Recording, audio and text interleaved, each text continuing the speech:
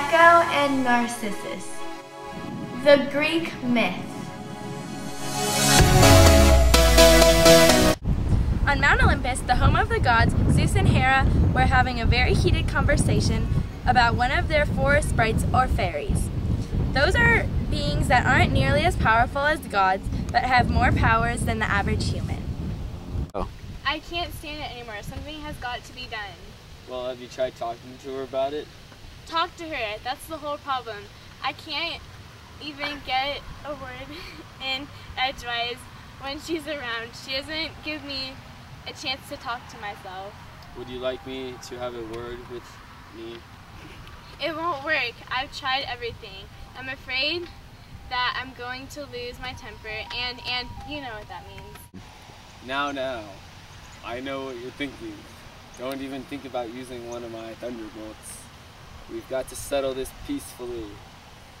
You've got to negotiate with her. They were talking about Echo, one of Zeus's spirits that was supposed to serve Hera. Indeed, Echo was a good servant, but she had one problem.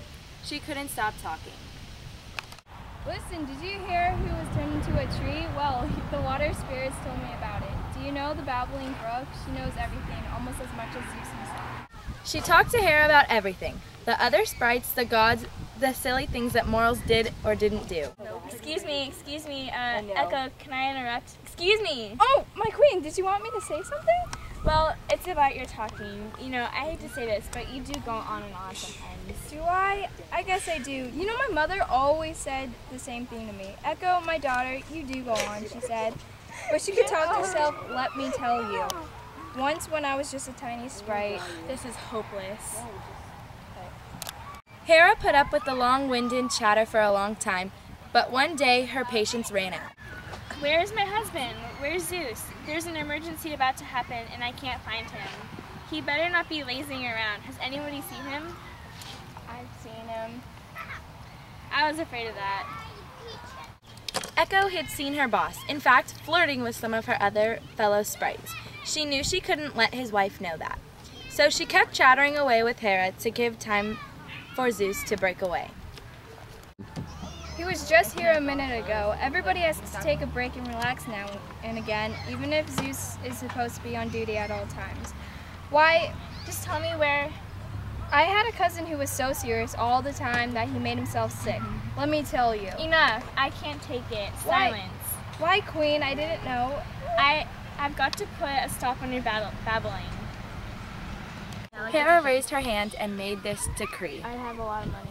Was it? Yeah. From now on, your tireless tongue will rest. For all of us, even you, this will be best. For words that you never had a lack, but now you will only have the power to speak back. Speak back. That's my loyal decree. Do you understand? Understand. For the rest of time, Echo only had the power to repeat the last words that others said, and that she was bound to do. As you can imagine, Echo felt terrible. All of her feelings were bottled up inside of her. Now, isn't it wonderful? So peaceful and quiet. Quiet.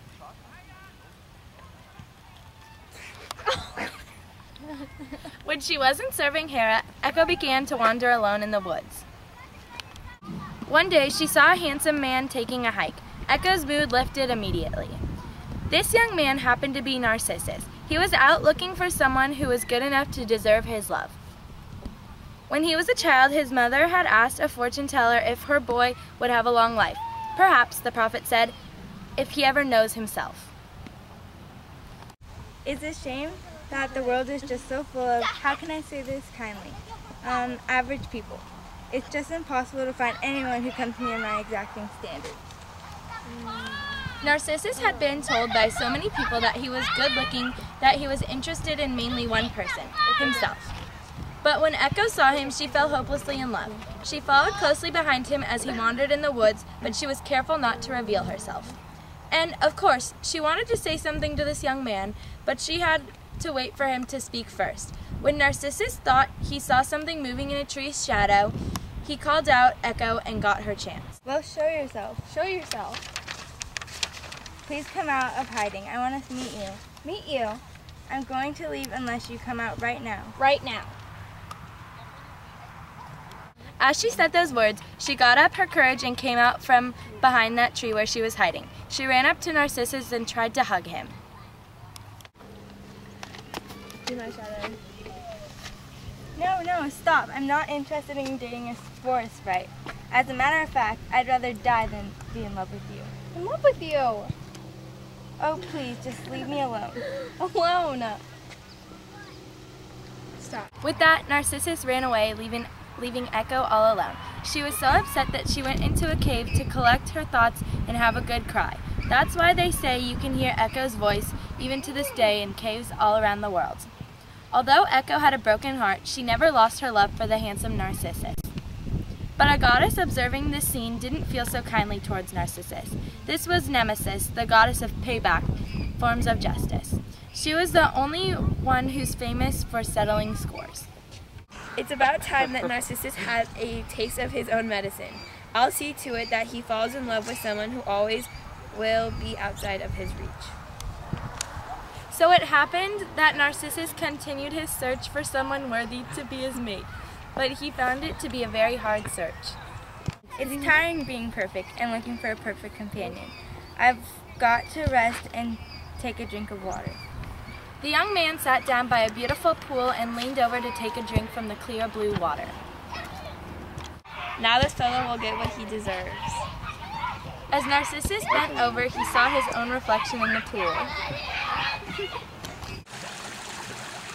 Hello, who are you? Okay. The image looked back at him without replying. Why of all people I've met in wanderings, you seem to be the most special. Why won't you tell me your name?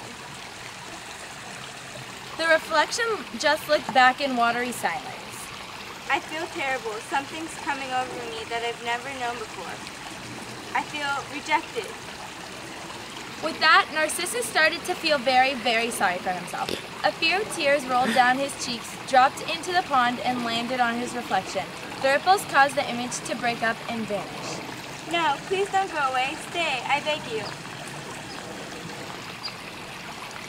In a moment, the image returned. Oh, thank you. I knew you cared about me. You have no idea how many horrible people I've had to talk to before I met you. Some of the sprites felt badly for Echo. They went to her cave to cheer her up. They told Echo about the odd young man who had fallen in love with his own image. She went out to laugh at this pitiful creature, but then realized it was Narcissus. She felt pity for Narcissus and decided to watch over him. Her voice repeated his words. I promise I'll never leave you. Never leave you. Narcissus was so absorbed in his own conversation that he didn't hear Echo at all. I'll never move from this spot. From the spot. And that's just how Narcissus spent the rest of his short life, sitting by the pond in love with his own reflection. In the spot where the young man spent his last days, there grew a beautiful flower in springtime. It was the flower that now bears his name, the Narcissus. And Echo, listen hard and you may be able to hear her talking if someone speaks loudly enough.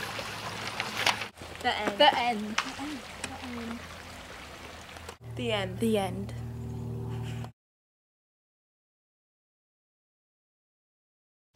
I just can't stand it anymore. Something has got to be done. Line.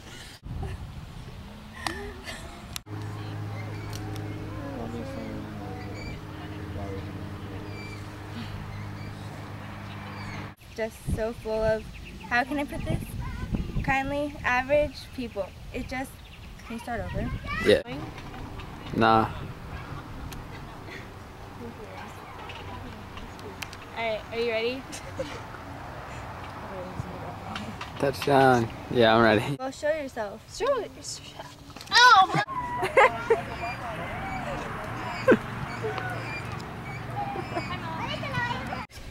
Don't zoom in too close. Give me some shots of the dogs. God. Jessica Barnes is really good. Messages. So wait, Mom. Oh, that's a cute dog. I don't like that shit. Okay. Oh, the dog's fat. No, we have to go to the creek. Waste the battery. Do you want me to get that on film? Yes. Were you recording? No. Just video it. Oh my god.